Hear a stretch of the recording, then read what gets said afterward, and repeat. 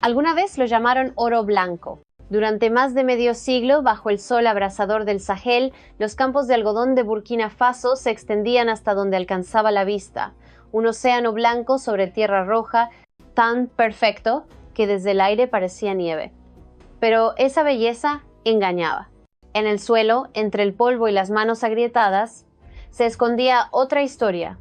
La historia del sudor exportado, de la riqueza robada, de un pueblo que cultivaba sin nunca cosechar su destino. Durante décadas, los gigantes textiles europeos se llenaron los bolsillos. Cada hilo de algodón que partía de África se transformaba en camisas de lujo, en trajes impecables que desfilaban por las vitrinas de París, Londres o Milán. Mientras tanto, en Ouagadougou, los campesinos veían cómo su propio trabajo desaparecía mar adentro, convertido en ganancias ajenas. Una camisa europea podía costar lo mismo que el ingreso de un agricultor durante meses.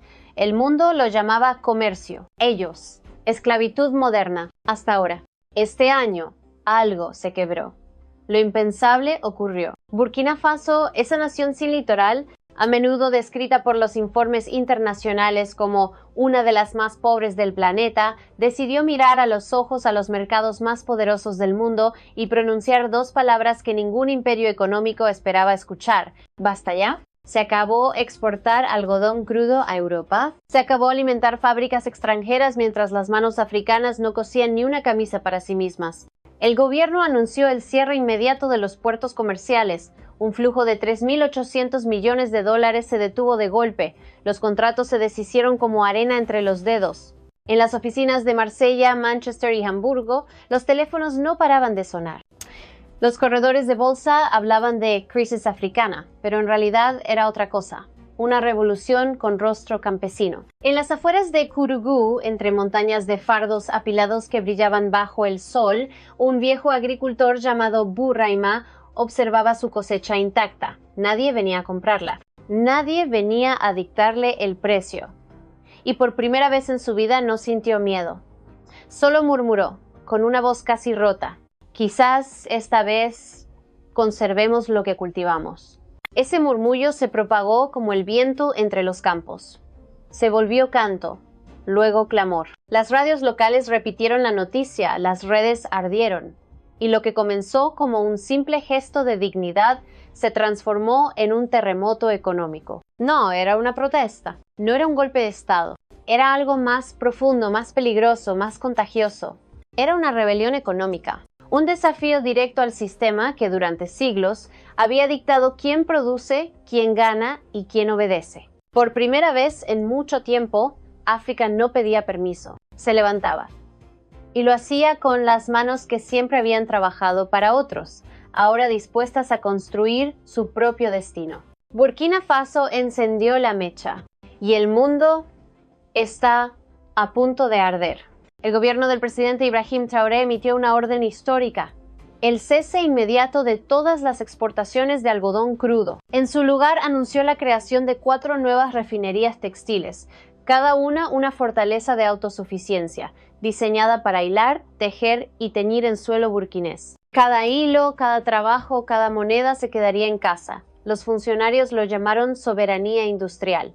Los analistas occidentales lo llamaron suicidio económico. Pero en la capital, Ouagadougou, el ambiente estaba electrizante. Cuando Traoré subió al escenario, sus palabras cortaron el calor como una cuchilla.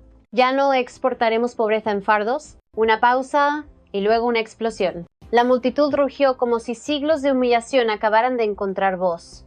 Para muchos era la primera vez que oían hablar de dignidad al mismo tiempo que de algodón. Mientras tanto, en París los comerciantes murmuraban sobre represalias. En Bloomberg los analistas advirtieron de un precedente peligroso que podría sacudir las cadenas de suministro globales. Los medios occidentales lo llamaron teatro populista. Pero en las estrechas calles de Bobo-Dioulasso, mujeres con brillantes chales tejidos a mano comenzaron a cantar. Su canción se extendió como la pólvora por los mercados y los campos. Nuestra tela, nuestro futuro. Algo estaba cambiando, no solo en las políticas, sino en el espíritu. Por primera vez, África no pedía permiso para soñar de otra manera. Burkina Faso había desafiado la ley no escrita más antigua del comercio global, que África vende barato y recompra caro. que el continente sigue siendo el principal proveedor de la prosperidad de todos los demás. Pero, ¿qué sucede cuando esa regla se rompe? ¿Qué sucede cuando una pequeña y desafiante nación en el corazón del Sahel decide reescribir la propia cadena de suministro? Esto no es solo una apuesta nacional, es una chispa que podría encender un levantamiento continental, no con armas, sino con telares y libros de contabilidad. Si este movimiento triunfa, la próxima guerra por África no se librará en las trincheras, se librará en las fábricas. Y si esta historia te conmueve, si crees que la dignidad no se importa, quédate conmigo, porque lo que viene a continuación podría sacudir los cimientos del comercio global. En las semanas posteriores a la declaración de Traoré, cada campo de algodón de Burkina Faso se transformó en un símbolo de rebeldía. Durante generaciones, estos campos habían sido afluentes que alimentaban los imperios textiles de Europa, ríos silenciosos que desbordaban riqueza. Ahora, esos ríos estaban cambiando de rumbo. El algodón se quedaría, las ganancias se quedarían, el orgullo se quedaría. El plan, aunque radical, era meticuloso. 4 refinerías gigantescas, una en Bobo Dioulasso, otra cerca de Koudougou, una en la frontera con Níger y una en la propia capital. Cada una transformaría el algodón crudo en hilo, tela teñida y, con el tiempo, ropa con el sello hecho en Burkina Faso. El coste, $3.800 millones. La financiación no se obtuvo del FMI ni de París, sino de las reservas nacionales y de una nueva coalición del bloque AES, Malí, Níger y Guinea. Naciones que se comprometieron a compartir experiencia, equipos y la voluntad de unirse. Lo que comenzó como un proyecto nacional se convirtió rápidamente en una revolución regional. Una tela tejida no solo de algodón, sino de valentía. Y mientras Bourhaima contemplaba sus campos blancos brillando al atardecer, sonrió y le dijo a su nieto: «Este año no somos solo agricultores, somos constructores de una nueva África». Porque quizás por primera vez en la historia moderna, el oro blanco de África ya no abandona su hogar. Está renaciendo hilo a hilo en el manto de su propia soberanía. El objetivo: 200.000 nuevos empleos en 5 años y una reducción de la pobreza en las provincias rurales de al menos un 20%. El gabinete de Traoré lo describió como el comienzo de la era industrial de África, pero en los mercados de Ouagadougou parecía más sencillo. Un viejo sastre dijo: «Quizás finalmente podamos tejer nuestra propia historia». Aún así, la decisión conllevaba riesgos. En cuestión de días, los gigantes textiles europeos cancelaron las órdenes de compra. Los intermediarios estadounidenses amenazaron con trasladar sus líneas de suministro a India y Pakistán. El FMI emitió un discreto comunicado advirtiendo sobre la desestabilización del mercado, pero Traoré no se inmutó. Su administración implementó la Ley de Reinversión del Algodón, que ofrecía exenciones fiscales a los fabricantes locales y microcréditos a las cooperativas de las aldeas. El mensaje del gobierno era claro: la era de las exportaciones de materia prima había terminado. Mientras tanto, una nueva imagen comenzaba a emerger en todo el país. Los agricultores observaban cómo los camiones que antes se dirigían a puertos extranjeros ahora transportaban algodón a las obras de construcción locales. Se levantaron cimientos de hormigón donde antes se alzaban plantas de ginning. Cooperativas de mujeres formaron círculos de costura que evolucionaron hasta convertirse en pequeñas fábricas. Un grupo los llamó Lea du Faso, las hijas de Faso, y su primera línea de productos llevaba una etiqueta sencilla: «Libertad tejida aquí». Los titulares occidentales lo calificaron de populismo imprudente, pero para la gente común de Burkina Faso parecía una recuperación. Los locutores de radio reproducían grabaciones del discurso de Traoré con tambores lentos, mezclando política y orgullo. Los niños pintaban flores de algodón en las paredes de las aulas, calificándolas de tesoro nacional. Incluso los pastores locales comenzaron a predicar sobre la dignidad del trabajo, citando las palabras de Traoré como si fueran escrituras. En el ámbito económico, las cifras comenzaron a cambiar. En el primer trimestre posterior a la prohibición, el empleo nacional aumentó un 6%. La dependencia de las importaciones de telas europeas se redujo un 18%. Y mientras los compradores occidentales se quejaban de la inestabilidad del suministro, los inversores chinos y turcos enviaron discretamente enviados a Ouagadougou. La rebelión del algodón se estaba convirtiendo en un imán regional. En todo el Sahel, los líderes tomaron nota. Malí y Níger anunciaron estudios de viabilidad conjuntos para plantas textiles compartidas bajo la alianza AES. Por primera vez, el término soberanía de la cadena de valor apareció en el informe económico de la Unión Africana. Y en Washington, analistas de la Comisión de Comercio de Estados Unidos advirtieron al Congreso que el bloque del Sahel podría estar entrando en una fase proteccionista no vista desde la década de 1970. Pero dentro de Burkina Faso nada de eso le importaba a Burima, el agricultor que una vez estuvo junto a sus fardos silenciosos. Había sido contratado como capataz en la nueva refinería de Bobo Dioulasso. Le dijo a un periodista visitante: «Solían comprar mi algodón a $4 el kilo. Ahora compran mi tiempo, mi habilidad, mi historia. Eso vale más». La nación estaba aprendiendo un nuevo ritmo. Más lento, más pesado, pero propio. Por una vez, cada fibra que salía de su suelo tenía un poco más de significado, un poco más de control. Sin embargo, bajo el orgullo había tensión. Funcionarios de Bruselas y Washington comenzaron a redactar propuestas arancelarias. Los cabilderos de los conglomerados textiles globales calificaron la medida de sabotaje económico. A puertas cerradas se estaba formando una contrarreacción. Si Burkina Faso quería cambiar las reglas del comercio, Occidente se preparaba para recordarle quién las había escrito en primer lugar. Si crees que esta postura era correcta, escribe tu ciudad abajo. Si crees que es peligrosa, di por qué. Palabras sencillas, sin ira. Si esto te enorgulleció, presiona como para que quede constancia. A mediados de año, el temblor se había convertido en una tormenta. La Unión Europea anunció un repentino arancel de importación del 35% para todos los productos de algodón refinado de Burkina Faso, etiquetándolos como subvencionados por la intervención estatal. Washington siguió con sus propias restricciones, alegando una ventaja competitiva desleal. En términos comerciales fue un golpe directo. En términos políticos fue un mensaje: manténganse en su carril. Pero la respuesta de Traoré fue tan mesurada como feroz. En una rueda de prensa transmitida en directo por toda África, dijo simplemente: «Si nuestra tela es castigada por ser africana, quizás debamos usarla nosotros mismos». En 24 horas, Burkina Faso suspendió las licencias de importación de varias marcas textiles europeas y anunció una política arancelaria recíproca llamada algodón por algodón. Los diplomáticos occidentales la calificaron de imprudente. En Ouagadougou, las multitudes la calificaron de justicia. Las protestas estallaron frente a la misión de la UE, pero no hubo violencia, solo música, tambores y pancartas blancas de tela tejida que decían: «Tejemos nuestro propio destino». En el campo, los locutores de radio repetían el discurso de Traoré con una cadencia constante. Antes lo llamaban ayuda, ahora lo llamamos dependencia. El equilibrio ha cambiado.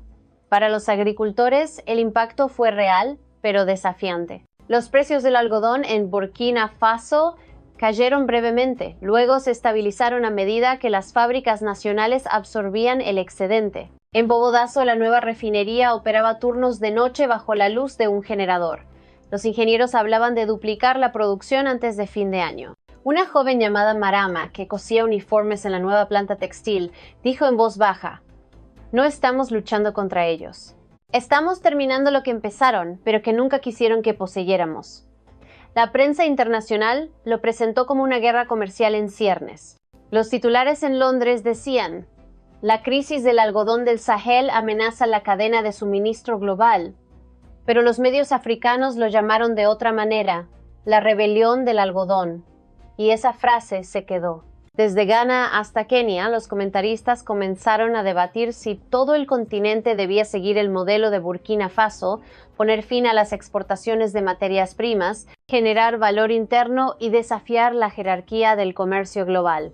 Dentro de la OMC, las consultas de emergencia se prolongaron durante semanas. Los representantes europeos argumentaron que el bloque del Sahel estaba desestabilizando el mercado. Los delegados africanos replicaron que el mercado había estado desestabilizado durante siglos, pero no a su favor. Era el tipo de debate que trascendía la economía, tocaba la fibra moral del mundo poscolonial. Traoré se negó a ceder. Apareció en televisión nacional rodeado de obreros y agricultores en lugar de ministros. «Nuestro algodón no es rebelión», dijo. «Es el recuerdo de cada mano que trabajó esta tierra sin obtener nada a cambio». La cámara se detuvo en su rostro, tranquilo e imperturbable. Para muchos burkineses que observaban desde casa, parecía el momento en que su nación finalmente encontró su voz. Los mercados reaccionaron con volatilidad. Los futuros del algodón se dispararon un 11% en una semana. Los precios minoristas en toda Europa subieron ligeramente. Pero dentro de África algo más estaba creciendo: la confianza. Mali y Níger aceleraron los planes para corredores textiles compartidos. Incluso el Parlamento de Ghana debatió su propia propuesta de prohibición de las exportaciones. La idea se extendía como el viento por los campos áridos. En Washington, los analistas comerciales advirtieron que podría formarse un bloque textil bajo la alianza AES. Algunos pidieron sanciones, otros instaron a la negociación. Pero nadie podía ignorar lo que acababa de suceder. Un país sin litoral de 23 millones de habitantes había desafiado la estructura del comercio mundial y sobrevivió al primer golpe. Traoré terminó una de sus últimas sesiones informativas ese verano con una sola frase que resonó mucho más allá de la sala. Lo llamaron rebelión. Nosotros lo llamamos renacimiento. Si esta historia te llegó, escribe despierto.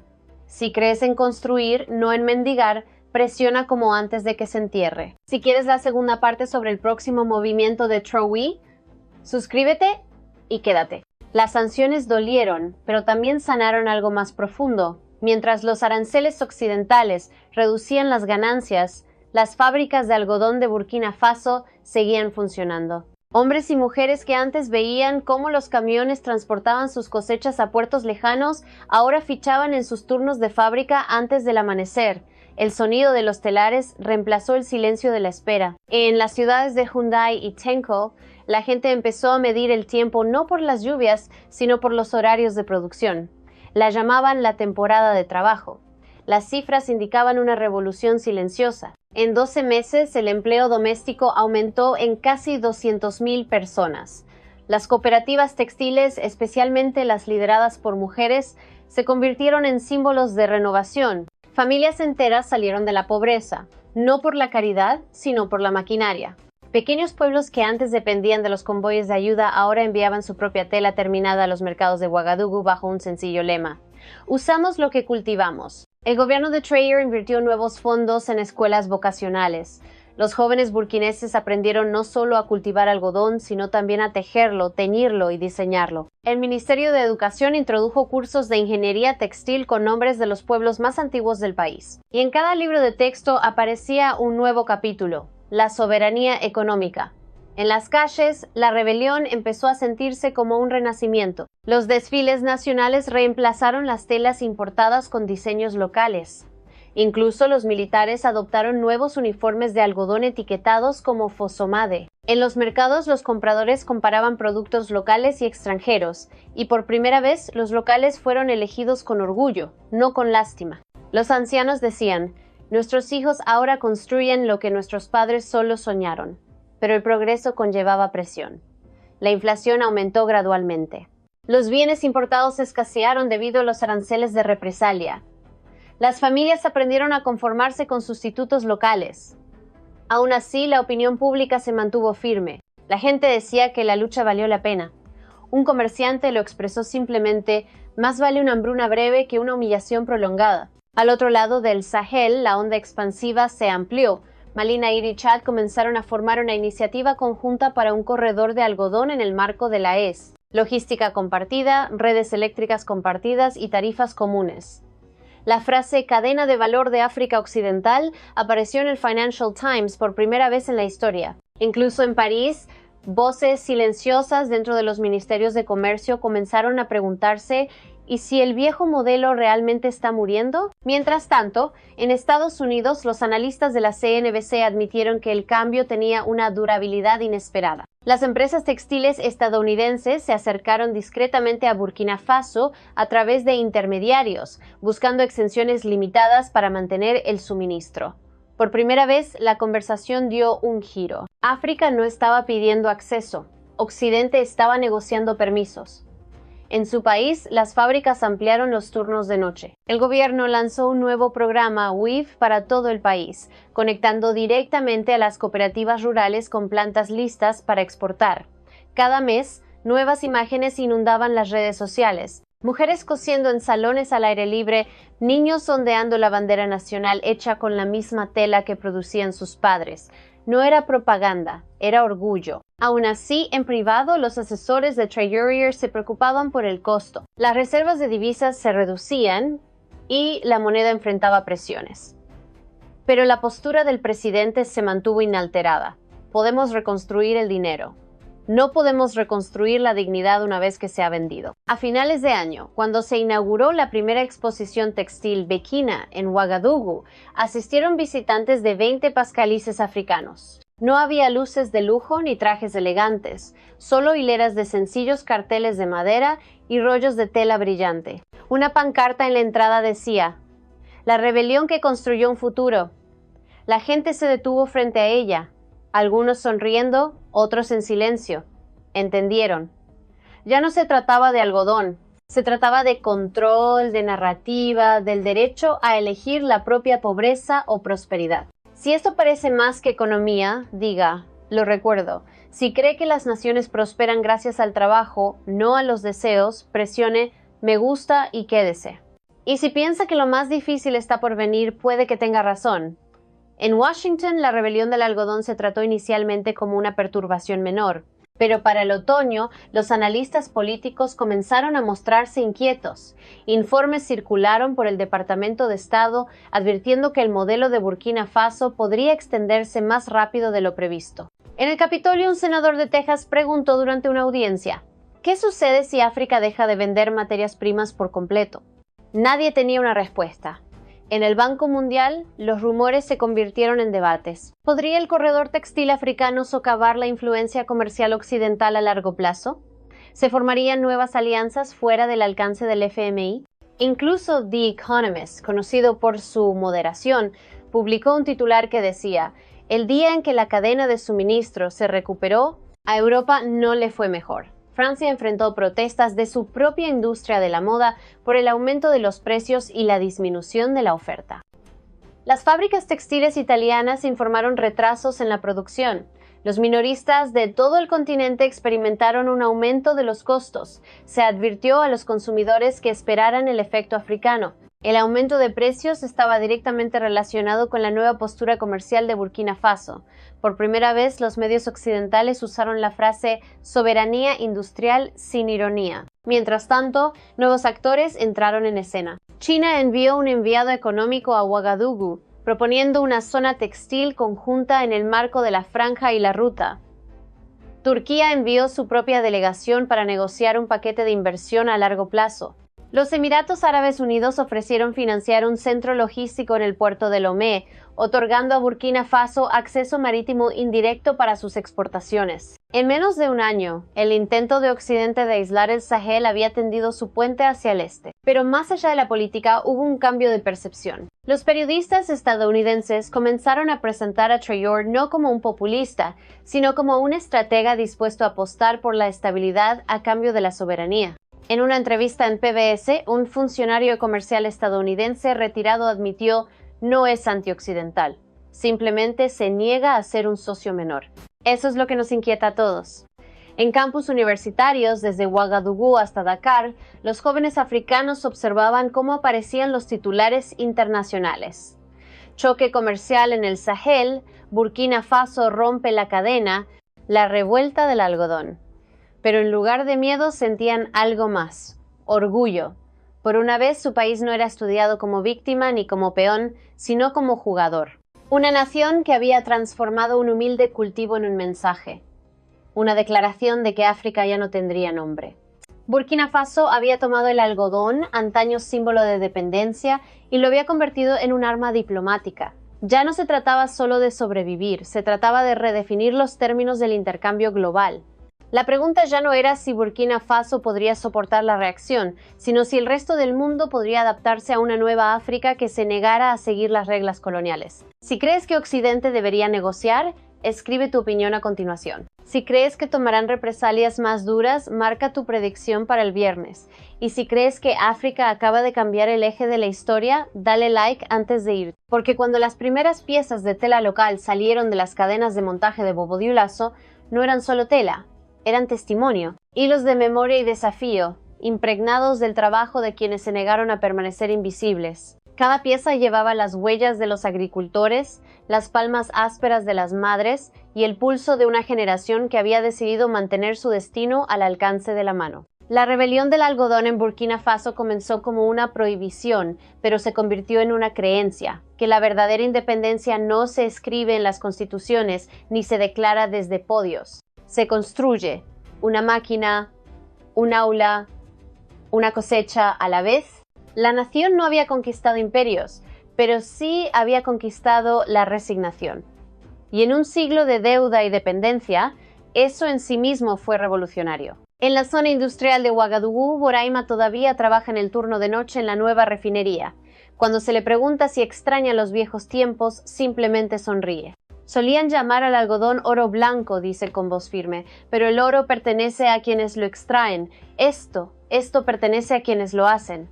La guerra comercial en realidad nunca terminó, solo cambió de escenario. En Bruselas y en Ginebra, los trajes bien planchados siguen discutiendo bajo luces frías. Se suben los aranceles, se firman acuerdos que se rompen al día siguiente, se intercambian promesas que nadie piensa cumplir. Pero mientras las palabras se desgastan en esas salas de cristal, algo mucho más vivo ha comenzado a crecer lejos de allí, en el polvo dorado del Sahel, una conciencia, un despertar silencioso que no necesita discursos ni estadísticas. Una verdad tan simple como poderosa. El valor real, el que nace de la tierra, del trabajo y de la dignidad, no puede seguir siendo exportado. ¿Debe quedarse en casa? Hoy el algodón de Burkina Faso ya no es solo una mercancía. Es símbolo, es bandera, es testimonio. Una parábola para todos los pueblos que alguna vez fueron llamados insignificantes. Una advertencia para los imperios que aún creen que el poder se mide en toneladas o dólares. Porque en los campos del África profunda se está tejiendo algo mucho más grande. La idea de que la soberanía empieza en las manos, no en los tratados. Quizás el próximo gran conflicto del planeta no se pelee por el petróleo, ni por el gas, ni siquiera por el oro. Tal vez la verdadera batalla del siglo XXI sea por algo mucho más humano. ¿Quién tiene el derecho de definir el significado del trabajo?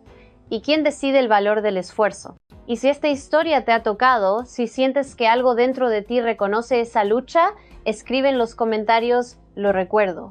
Si crees que la dignidad y el trabajo aún tienen precio sagrado, deja tu "me gusta" antes de irte. Y si quieres seguir cada capítulo de esta revolución silenciosa que avanza desde los corazones del Sahel hasta el resto del mundo, suscríbete ahora. No te pierdas lo que está por venir.